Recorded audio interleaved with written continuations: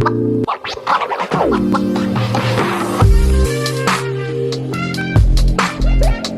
there, welcome back to my channel. My name is Brittany Bundles, and today's video is going to be me going over some of my most frequently used business apps. Now, I've done videos like this in the past, but because my businesses grow, sometimes they change, I do update the apps that I use. And I'm going to be sharing the apps that I use and also the reasons why I use them. So if you are an e-commerce business, if you're an entrepreneur on the go, if you are juggling multiple businesses, or if you're looking to expand your business, if you're working with different partners in your business, or if you have like colleagues or employees or even 1099 staff, these apps may be helpful for you. So I'm going to go ahead and go over 7 business apps that I use pretty frequently. If you are interested, go ahead and give the video a big thumbs up.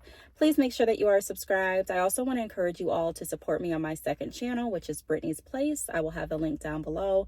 Go over there and subscribe for more fun type review, what else can I say? Review, unboxings, and different, kind of some light and airy content. I'm going to have fun with that channel. So I want you all to subscribe to that channel as well as my main channel if you can. I really would appreciate it. So first app that I want to go over is Shopify. Okay, so it's no secret that I use Shopify for my hair business e-commerce platform. I've been using Shopify for some years at this point. I use Shopify daily for their analytics. I also use Shopify to keep track of my orders. So I do have multiple websites. I do have different businesses, which I'm going to get into later on in the video. But I want to start off with maybe one of the obvious. If you've been following my channel for some years, you probably could guess that I use Shopify daily. Even if I don't get an order that day, I'm still checking my website because I want to see what abandoned carts I got. I want to see how my email newsletter is going. I want to see, and when I say that, I'm looking at how many people opened it, how many people clicked on any of the links, how many people unsubscribed, hopefully none. How many people signed up for my newsletter. So I'm looking at all of the analytics, and that's why it's important to remember that even if you don't get an order, or even if you don't have a lot of orders, during a certain day, that doesn't mean that you don't have work to do or that you can't work for your business, because there's always something to do. Okay, so when you get into a routine with your business, when you get more organized, and that's one of the reasons that I started journaling, for my business. I made an entire video about that, and I'll try to find it and link it down below. But it really helps me to put out my thoughts and put everything in order and perspective as far as what I need to do, what I haven't done, and it gives me a better idea of what I need to do, like I said before, the next morning. So Shopify, I'm in my Shopify app constantly because I want to see what I need to get done, whether there's an order or not, whether there's a new email subscriber or not. I'm always looking to see what I can do to better vamp my website. And then if I've checked all of that, then I'm still in Shopify. I'm looking at the analytics, how many people came over, or I'm looking at the patterns of my prior orders. So my last order, how long did they stay on the website? Where did they come from?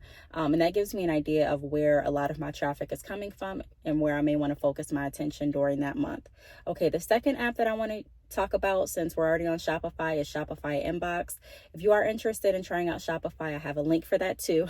Just call me the link lady. No, but yeah, Shopify Inbox, it's a chat option that I have on my website. So if any of my customers ever have questions or concerns, or they want to chat me, they can do so right on my website. So I keep my Shopify app up as well. Even if I don't get like constant questions or constant chats, I still am checking that app daily because I want to see how I can be of service.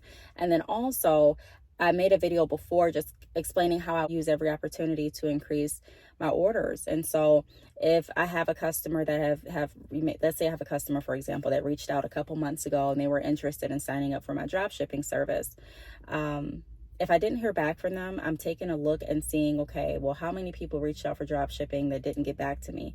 I'm going to reach back out to them, see how things are going, see if they have any questions about the program or service that I'm offering, see if I can be of assistance, see if I'm offering a discount that they may be interested in. If I'm doing a sale, I'm letting them know because they may not be subscribed to my email mailing list, or they may be subscribed, but the email may have gone to their spam. So I use Shopify Inbox for that reason as well.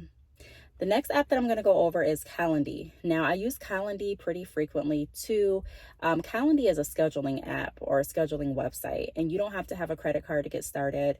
They have different tiers that you can sign up for, but pretty much it's a calendar where you can send a link to different clients or business partners, and they can schedule time with you. So for my podcast interviews, I'll send a link for Calendly so that my guests can schedule what time and date works best for them. If I'm doing like a meeting with a company or a brand and they're wanting to talk on the phone about a partnership or a sponsorship, then sometimes we'll do a Calendly link up. Sometimes we'll do, email, but Calendly is a very good app to use if you are wanting to like book consultations, meetings, if you're working with a partner and you're wanting you all to be on the same page as far as what you're doing certain days and what availability you have. That's a good app. When I was running my salon, I know they always have different apps and services that you can use for salon and for hairstylists, but if my salon was still open, Calendly would probably be an app that I would use. Probably not the only app, because I do believe there are more, tailored apps for stylists, but to book their appointments and things. But I'm referring to Calendly for like our overall business. So if we're having like a business meeting, then I'll use the Calendly app, or if we're going to an event or something like that. So that could be useful in that aspect as well. You can also link like your email. You can link different, things to it as well, just to make everything more streamlined and to make sure that everyone's on the same page. So I like Calendly a lot.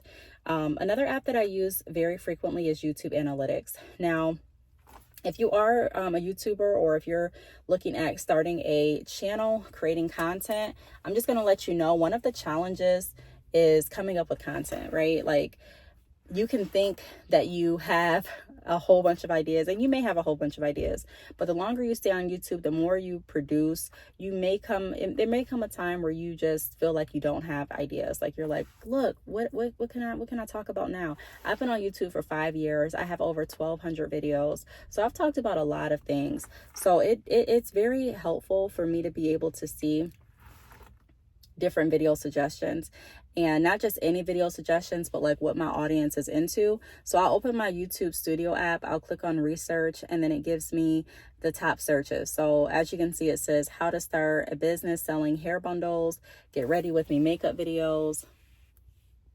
And it gives me like an idea of what people that are watching my channel are looking up. So I do use that app. Also, I use the app for my analytics. I also use the app to respond to different comments. And since we're on YouTube, if you are interested in starting a YouTube channel, I recommend TubeBuddy. I've been using TubeBuddy, that's another app, for years, but I recently upgraded to their paid plan. And I did that just because I wanted to see how else it can help me. Like, is it really going to be useful or not? And I have noticed I've been using TubeBuddy more for the SEO. The SEO options and help. So they have this title generator where if you're going to name your video something, you can put your title in this title generator and they'll reword your title to sound better. It's through AI, and then also it's supposed to be titles that are higher ranking with SEO. So you can kind of play around with that. They also have different tips as far as the tags that you can put in your videos to rank your videos higher and things like that.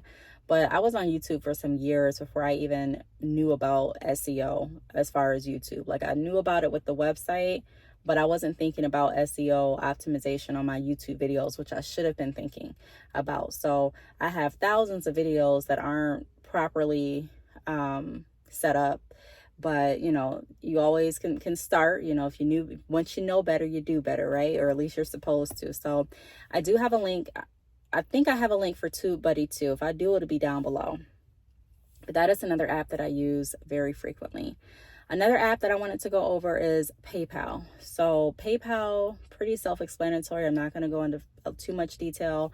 But on my hair website, you can check out using 2 different payment merchants. The first one is PayPal, the second is Klarna. So I'm in PayPal more because I do send more invoices through PayPal. I can say, even though I have Klarna, a lot of my clients still purchase through PayPal.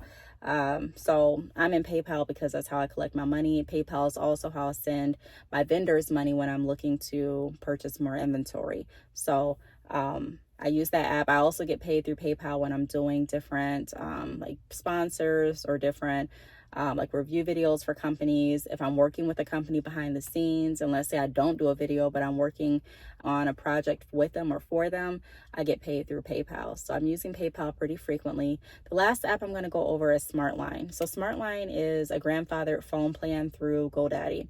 I have not changed that line because I don't want to lose the number, but I'm starting to get to the point where I'm like, do I really even need a business number? Because my best point of communication has been email. I email and text most of the time or use the chat feature to anyone, or DM to anyone that has any questions regarding any of my services or products. So I'm really not on the phone like that when it comes to my business. I still do like the idea of having a business line, but it's just not as big of a benefit as it used to be to me, because I'm communicating through different avenues the majority of the time. Do I use it still? Yeah, but enough to justify keeping it, I'm not sure. Because it's a grandfather package, I only pay like $7-8, I believe. So maybe that's the reason too that I've been keeping it going on. I did try out Grasshopper for my credit repair business, and Grasshopper is pretty cool too for a business line. So, SmartLine has been replaced by Conversations. I'm going to show you what the app looks like.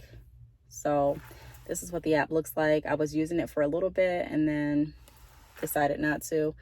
I just continue to use my SmartLine. But SmartLine does have, I'm not going to say it works all the time.